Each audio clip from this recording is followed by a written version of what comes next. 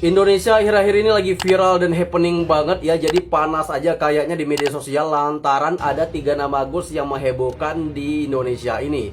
Yang pertama Agus Buta ya, yang kedua Agus Buntung, yang ketiga ada Gus Miftah. Nah, jadi hari ini kita akan bahas yang namanya Gus Miftah atas kasusnya yang lagi viral banget. Nah, siapa yang tidak kenal dengan Gus Miftah? Gus Miftah ini adalah seorang pendakwa yang cukup populer di kalangan masyarakat. Terlebih-lagi beliau ini didapuk menjadi seorang utusan presiden. Nah, jadi Gus Miftah ini lagi kena apesnya, ya kan, dimana Gus Miftah ini pada saat lagi dakwah, dia ini melakukan sesuatu yang tidak pantas kepada seorang penjual ST. Nah, jadi si Gus Miftah ini nyeletuk ngomong sesuatu yang tak pantas dengan sebutan kata goblok kepada si penjual ST. Sontak hal ini pun membuat netizen jadi pada emosi. Jadi cerita santainya begini. Jadi si Gus Miftah ini lagi ceramah nih di salah satu tempat.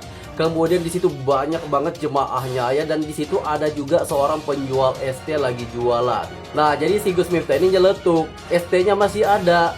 Masih, kata si penjualnya, ya dijual goblok. Nah, inilah hal yang membuat netizen marah.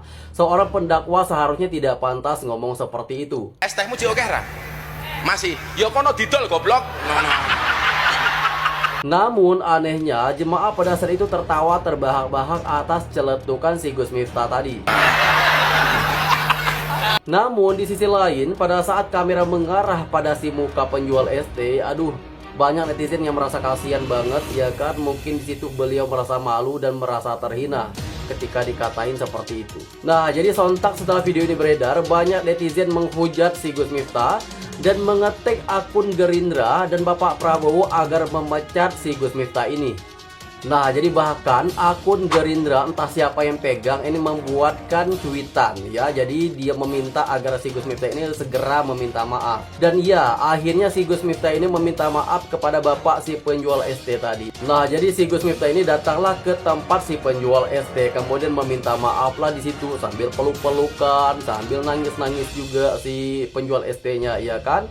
Jadi setelah meminta maaf, duduklah mereka di rumah si penjual ST mungkin ya. Nah, jadi pada saat lagi duduk-duduk, si Gus Miftah ini merangkul si penjual ST dengan mungkin agak sedikit kasar. Jadi netizen ini memandang bahwa si Gus Miftah ini mencoba mengintimidasi si penjual ST tadi. Akhirnya netizen pun ramai-ramai lagi nih berbondong-bondong ngetik akun Gerindra dan mengetik Bapak Prabowo agar segera memecat dan mencopot si Gus Miftah ini menjadi utusan presiden.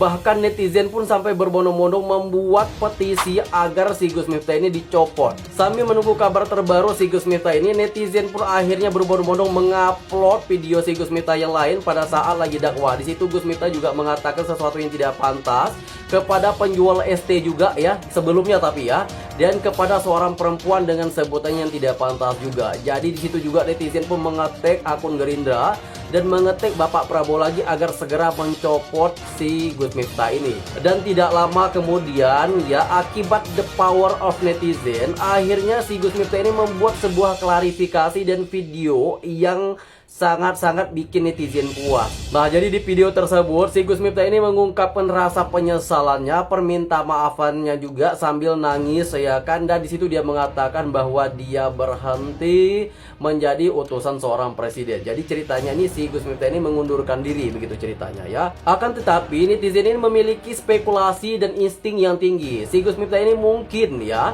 mungkin bukan mengundurkan diri, tetapi mungkin saja diminta oleh Bapak Presiden atau diminta dari istana mengundurkan diri secara baik-baik. Jadi kalau misalkan dipecat ya kan kesannya gak bagus ya kan, mungkin dimintalah untuk mengundurkan diri secara baik-baik.